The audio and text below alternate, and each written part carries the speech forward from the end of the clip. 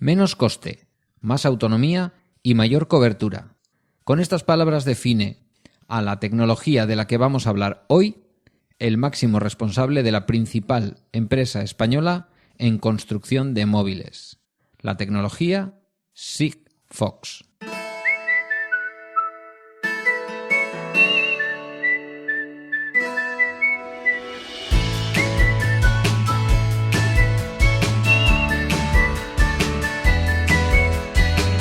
¿Creías que sabías todo lo que hay que saber en cuanto a la conexión a Internet en tu domicilio o en tu empresa?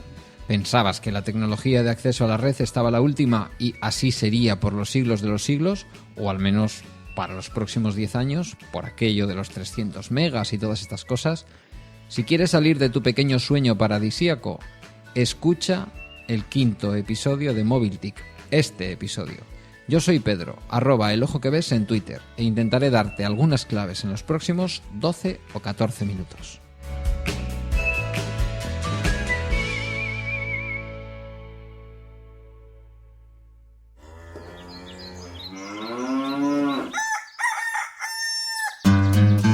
Sobre perros. Un podcast en el que hablaremos de animales en general y perros en particular. Luis Melguizo y Ana Sánchez ladrando a dúo. Puedes encontrarnos en nuestra cuenta de Twitter @sobreperrospod terminado en D, o mandarnos un correo a sobreperrospod@gmail.com.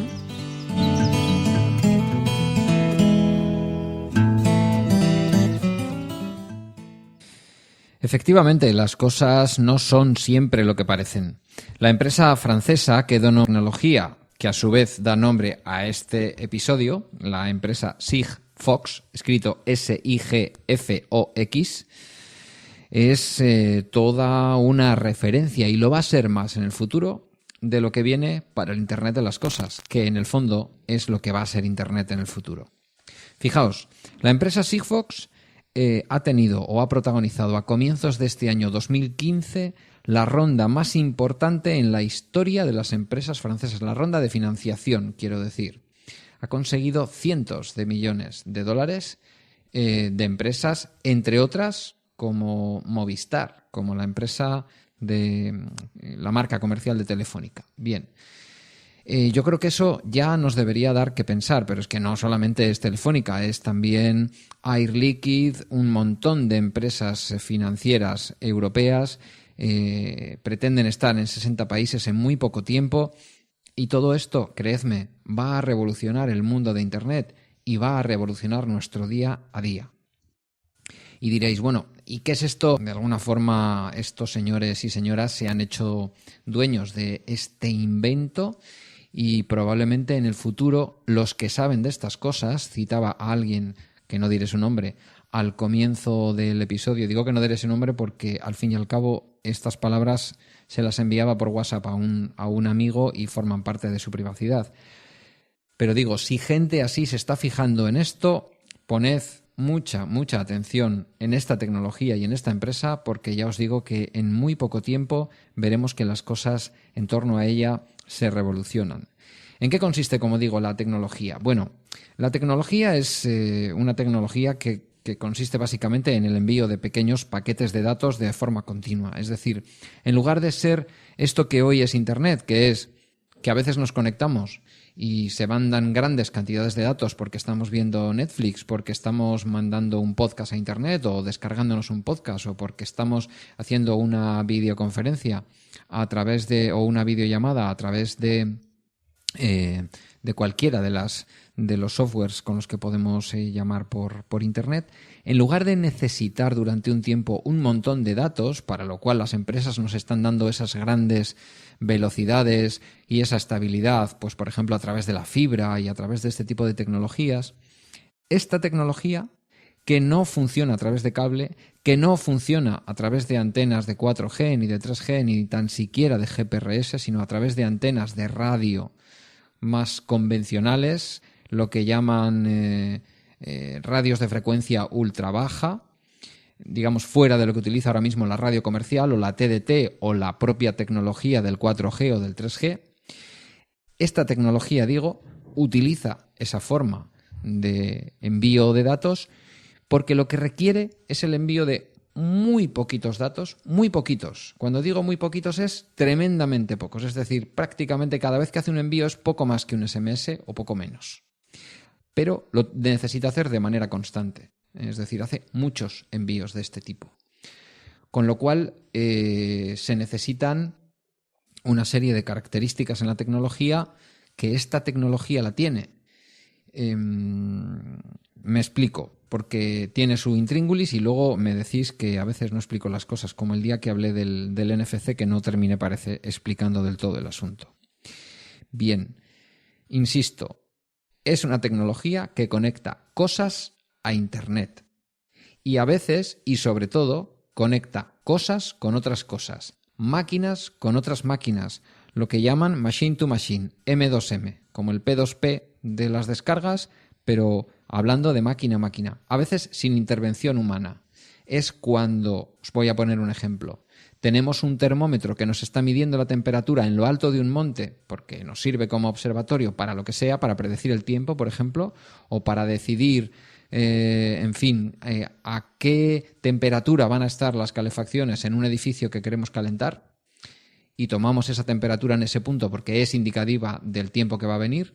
Bien, pues ese termómetro que está ahí, imaginaos que nos está mandando a la otra máquina, a la máquina que enciende la caldera en el edificio en el que estamos habitando o trabajando, está mandando la temperatura cada media hora.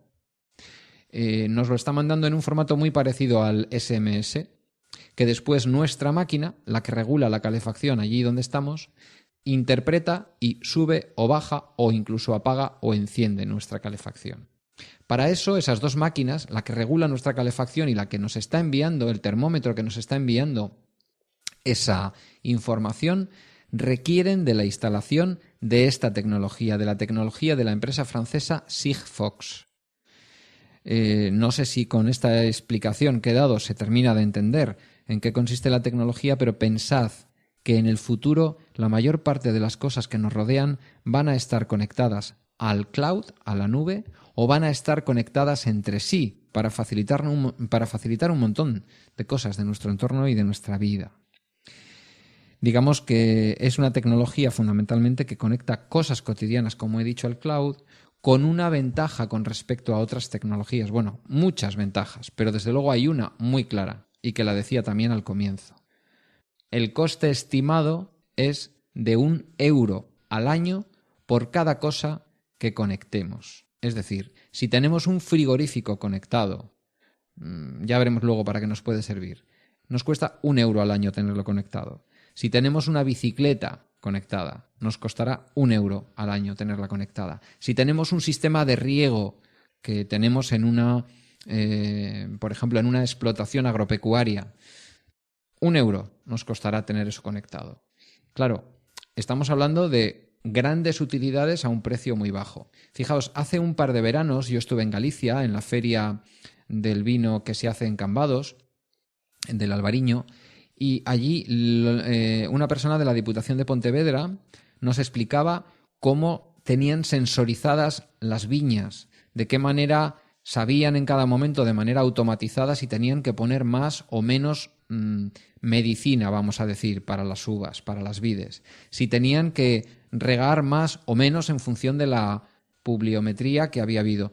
Todo eso que se hace con sensores, esos sensores hoy pueden estar conectados por 4G, por 3G, pueden estar conectados por GPRS o incluso pueden estar conectados por Internet, por ADSL, por fibra.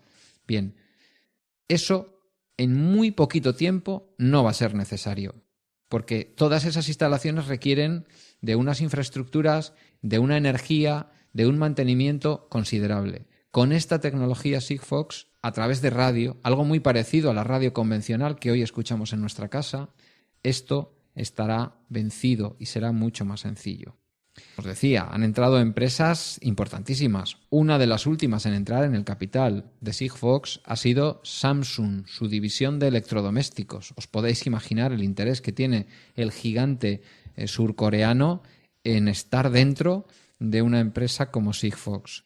¿Qué cosas se conectan? ¿Qué cosas pueden estar funcionando en el machine to machine? El conectar una máquina a otra o el conectar las cosas que tenemos a nuestro alrededor a la nube, a Internet.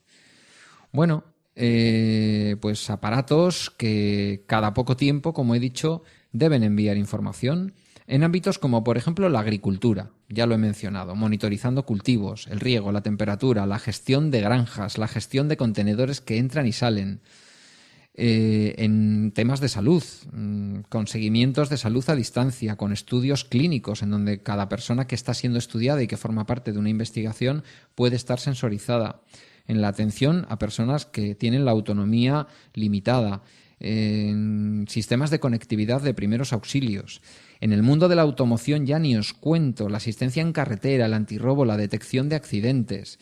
En la casa y en los edificios inteligentes, en fin, pues los electrodomésticos, el seguimiento audiovisual del domicilio para impedir los robos o por lo menos prevenirlos. Domótica de todo tipo, calefacción, simulación de presencia, control de compras en la nevera. En fin, os podéis imaginar qué cantidad de cosas.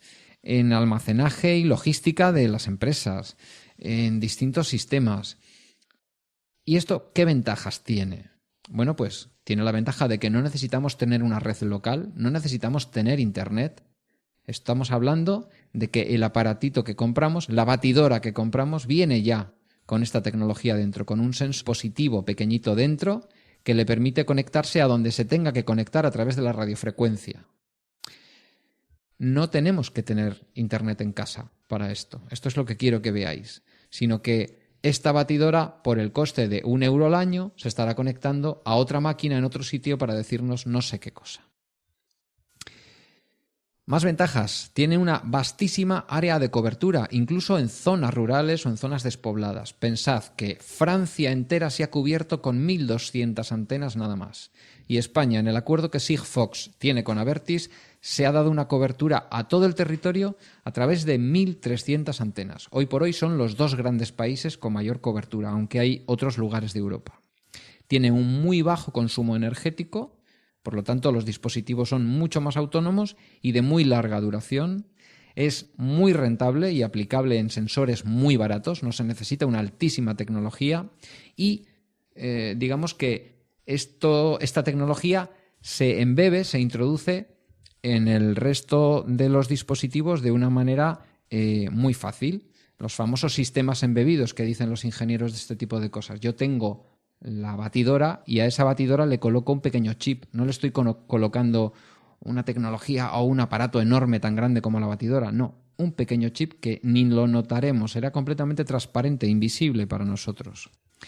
Importante en esta tecnología es la alta penetración en interiores. Es decir, no dependemos, como el caso del 4G o del 3G, de que igual estamos en el interior de una casa, lejos de una ventana, hay mala cobertura, no llega la cobertura de la DSL, no llega la fibra a nuestra casa. Con esto, esos problemas se acaban y no son un problema menor. La radiación que emiten es mínima, por lo tanto, sobre todo para los sistemas de salud, cuando a lo mejor es un dispositivo que tenemos que llevar todo el tiempo encima durante años y años, la radiación es tan pequeña que no entraña, al parecer, ningún tipo de riesgo. No está en ese sentido siendo controvertido. Es, como digo, fácilmente integrable en todos los dispositivos. Esto es especialmente llamativo en el mundo del automóvil, en donde prácticamente sin hacer nada le colocamos una cosa de estas al coche y sin hacer ninguna adaptación y probablemente sin hacer ningún tipo de cambio en su precio, porque es una tecnología muy barata, de pronto nuestro coche pues será capaz de enviar un aviso de que estamos teniendo un accidente o de que está ocurriendo algo a través de los sensores del propio coche, a través de la tecnología que el coche ya monta, es decir, prácticamente no va a haber que hacer nada nuevo. Como he dicho, la alta conectividad, el precio, la amplísima cobertura en el territorio y en los interiores, es decir, llega a muchos lugares del territorio y llega muy bien dentro de los edificios, son las dos cosas. El bajo consumo y esa fácil integración de otras máquinas, sean coches, aparatos de telemedicina, televisiones, electrodomésticos, sistemas de riego o lo que sean, hacen de esta una tecnología fundamental para el futuro. Todos los expertos apuestan a que esto está en el centro del huracán de lo que va a ser Internet en los próximos años.